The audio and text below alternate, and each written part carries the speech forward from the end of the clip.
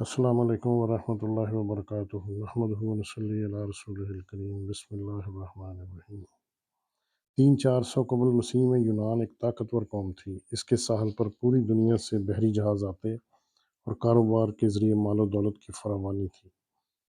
جہاں بھی آرام و آسائش اور دولت و ثروت کی زیادتی ہو وہاں شیطان پوری قوت سے حملہ آور ہو جاتا ہے۔ اسی لیے اقبال نے کہا ہے لیلا بھی ہم نشیں ہو تو محمل نہ کر قبول۔ یونانیوں کو شیطان نے دیوتاؤں کی پوجا پر لگا دیا تھا۔ سقراط یونان میں ہی پیدا ہوا۔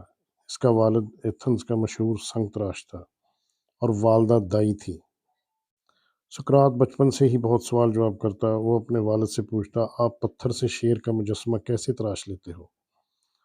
آپ کو کیسے پتہ چلتا ہے کہ کہاں سے کتنا پتھر اکھاڑنا ہے؟ اس کا باپ کہتا ہے کہ اصل میں شیر کا مجسمہ پتھر کے اندر ہوتا ہے، میں صرف اسے باہر نکالتا ہوں۔ وہ ماں سے پوچھتا، تم بچہ کہاں سے لا کر دیتی ہو؟ وہ کہتی، یہ ماں خود ہی پیدا کرتی ہے، میں تو صرف مدد کرتی ہوں۔ لیکن ان سب سوالوں کے جوابوں سے وہ مطمئن نہ ہوتا۔ وہ ہر ایک کے ساتھ سوال پر سوال کرتا رہتا۔ یونان میں طرز حکومت جمہوریت تھا اور ان کی یہ ایجاد تھی اور وہ اس بات پر فخر کرتے تھے۔ سقراط نے اس پر بھی سوال اٹھا دیا۔ سقراط اپنے علم پر فخر نہیں کرتا تھا، وہ کہتا تھا کہ جو یہ کہے کہ وہ سب جانتا ہے وہ کچھ نہیں جانتا۔ سقراط نے اپنی پسند کی شادی ایک ترش روح اور سخت مزاج عورت سے کی۔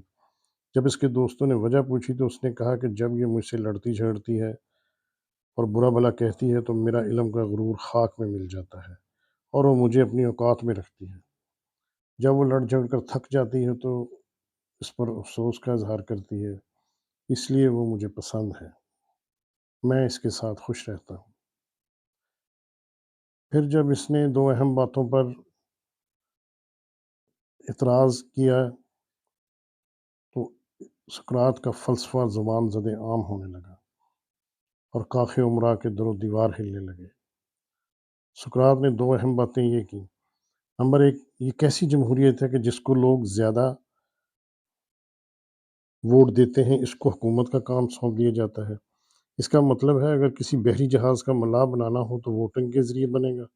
یہ تو سراسر ناانصافی ہے، بلکہ جہاز کا ملاح اسے بنائیں گے جس کو بحری جہاز کے ماہرین بنائیں۔ اس جمہوریت میں ظالم لوگ آگے آ جاتے ہیں۔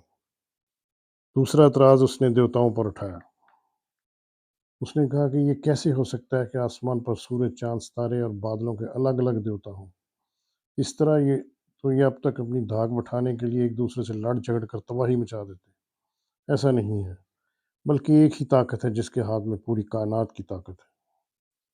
افلاطون سقراط کے شاگردوں میں سے تھا۔ انہوں نے سقراط کو نرمی سے بات کرنے کا بڑا مشورہ دیا، مگر وہ یہ بات ڈنکے کی چوٹ پر کرنے لگا۔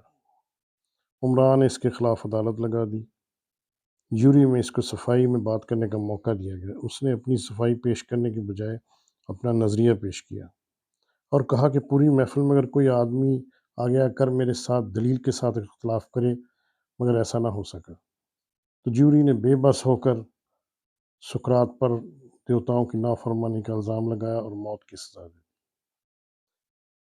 اس کے شاگردوں نے یونانی قانون کے مطابق اپیل کے ذریعے جلا وطنی اختیار کرنے کا مشورہ دیا، مگر اس نے کہا اگر میں یہاں سچ سے بھاگ گیا تو ایتھنز کے باہر جا کر سچ کیسے بولوں گا؟ اس نے اپنے ہاتھوں سے ہملوک زہر کا پیالہ پی لیا اور کہا میں خدا کے سامنے سچے انسان کے طور پر جانا چاہتا ہوں۔ آج لوگ تھوڑے سے فائدے کے لیے سچ چھپا لیتے ہیں۔ حضرت عمر رضی اللہ تعالیٰ عنہ نے اللہ تعالیٰ سے پناہ مانگی ہے قوی دشمن اور ضعیف مومن کے شر سے، یعنی وہ مومن جو ڈر کی وجہ سے سچ کا ساتھ نہ دے اور اپنوں کو ہی نقصان میں ڈال دے اور اسلام کے لیے بھی خطرہ بن جائے۔ شکریہ۔